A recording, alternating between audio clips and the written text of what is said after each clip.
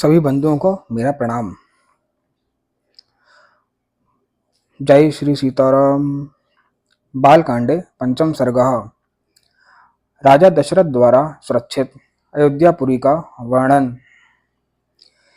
यह सारी पृथ्वी पूर्व काल में प्रजापति मनु से लेकर अब तक जिस वंश के विजयशाली नरेशों के अधिकार में रही है, जिन्होंने समुद्र को खुदवाया था और जिन्हें यात्रा काल में 60,000 पुत्र घेर कर चलते थे, वे महाप्रतापी राजा सगर, जिनके कुल में उत्पन्न हुए इन्हीं इक्ष्वाकु वंशी महात्मा राजाओं की कुल परंपरा में रामायण नाम से प्रसिद्ध इस महान ऐतिहासिक काव्य की अवतारणा हुई है। हम दोनों आदि से अंत तक इस सारे काव्य का पूर्ण रूप से ज्ञान करेंगे। इसके द्वारा धर्म, अर्थ, काम और मोक्ष चारों पुरुषार्थों की सिद्धि होती है। अतः आप लोग दोष दृष्टि का परित्याग करके इसका श्रवण करें। कौशल नाम से प्रसिद्ध एक बहुत बड़ा जनपद है, जो सरयू नदी के किनारे बसा हुआ है। वह प्रचुर धन धान्य से संपन्न, सुखी और समृद्धशाली है। उसी जनपद में अयोध्या नाम की एक नगरी है, जो समस्त लोकों में विख्यात है। उस पुरी को स्वयं महाराज मनु ने बनवाया और बसाया था। वह शोभाशालिनी महापुरी 12 योजन लंबी और 3 योजन चौड़ी थी। वहां बाहर के जनपदों में जाने का जो विशाल राजमार्ग था, वह उभय पार्श्व में विविध वृक्षावलियों से विभूषित होने के कारण सुस्पष्टतया अन्य मार्गों से विभक्त जान पड़ता था। सुंदर विभाग पूर्वक बना हुआ वह महान राजमार्ग उस पुरी की शोभा बढ़ा रहा था। उस पर खिले हुए फूल बिखेरे जाते थे तथा प्रतिदिन उस पर जल का छिड़काव होता था। जैसे स्वर्ग में देवराज इंद्र ने अमरावती पुरी बसाई है, उसी प्रकार धर्म और न्याय के बल से अपने महान राष्ट्र की वृद्धि करने वाले राजा दशरथ ने अयोध्यापुरी को पहले की अपेक्षा विशेष रूप से बसाया था। वह पुरी बड़े बड़े फाटकों और किवाड़ों से सुशोभित थी। उसके भीतर पृथक पृथक बाजारें थी। वहां सब प्रकार के यंत्र और अस्त्र शस्त्र संचित थे।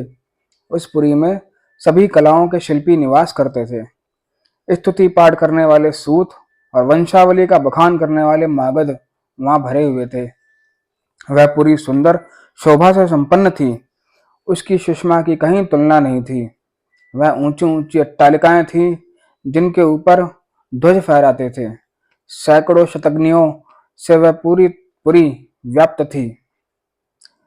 उस पुरी में ऐसी बहुत सी नाटक मंडलियां थीं, जिनमें केवल स्त्रियां ही नृत्य एवं अभिनय करती थीं।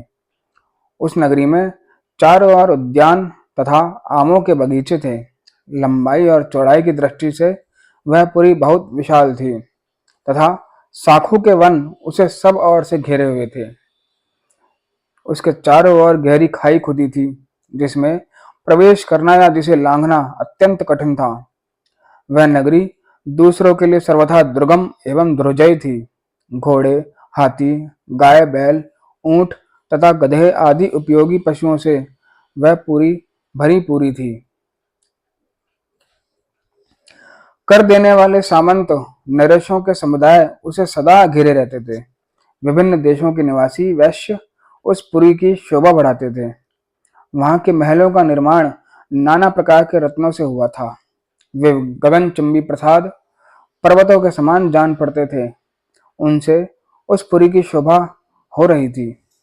बहुसंख्यक कूटागारों यानी गुप्त ग्रह अथवा स्त्रियों के क्रीड़ा भवनों से परिपूर्ण वह नगरी इंद्र की अमरावती के समान जान पड़ती थी। उसकी शोभा विचित्र थी। उसके महलों पर सोने का पानी चढ़ाया गया था। श्रेष्ठ एवं सुंदरी नारियों के समूह उस पुरी की शोभा बढ़ाते थे। वह सब प्रकार के रत्नों से भरी पुरी तथा सतमहल प्रसादों से सुशोभित थी। पूर्ववासियों के घरों से उसकी आबादी इतनी घनी हो गई थी, कहीं थोड़ा सा भी अवकाश नहीं दिखाई देता था। उसे समतल भूमि पर बसाया गया था। वह नगरी जड़हन धान के चावलों से भरपूर थी। वहां का जल इतना मीठा या स्वादिष्ट था, मानो ईख का रस हो। भूमंडल की वह सर्वोत्तम नगरी दुदुम्भी, मृदंग, वीणा, प्रणव आदि वाद्यों की मधुर ध्वनि से अत्यंत गूंजती रहती थी। देवलोक में तपस्या से प्राप्त हुए सिद्धों के विमान की भांति उस पुरी का भूमंडल में सर्वोत्तम स्थान था। वहां के सुंदर महल बहुत अच्छे ढंग से बनाए और बसाए गए थे। उनके भीतरी भाग बहुत ही सुंदर थे। बहुत से श्रेष्ठ पुरुष उस पुरी में निवास करते थे। जो अपने समूह से बिछुड़कर असहाय हो गया हो, जिसके आगे पीछे कोई ना हो, तथा जो शब्द वेदी बाण द्वारा भेदने योग्य हो, अथवा युद्ध से हार कर भागे जा रहे हो, ऐसे पुरुषों पर जो लोग बाणों का प्रहार नहीं करते, जिनके सधे सधाए हाथ शीघ्रता पूर्वक लक्ष्य भेद करने में समर्थ हैं, अस्त्र शस्त्र के प्रयोग में कुशलता प्राप्त कर चुके हैं, तथा जो वन में गरजते हुए मतवाले सिंहों, व्याघ्रों और सुअरों को तीखे शस्त्रों से एवं भुजाओं के बल से भी बलपूर्वक मार डालने में समर्थ हैं, ऐसे सहस्त्रों महारथी वीरों से अयोध्यापुरी भरी पूरी थी। उसे महाराज दशरथ ने बसाया और पाला था। अग्निहोत्री शम दम आदि उत्तम गुणों से संपन्न तथा छहों अंगों सहित संपूर्ण वेदों के पारंगत विद्वान श्रेष्ठ ब्राह्मण उस पुरी को सदा घेरे रहते थे। वह सहस्त्रों का दान करने वाले और सत्य में तत्पर रहने वाले थे। ऐसे महर्षि कल्प महात्माओं तथा ऋषियों से अयोध्यापुरी सुशोभित थी तथा राजा दशरथ उसकी रक्षा करते थे।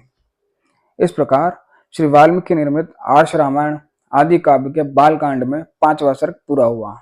धन्यवाद।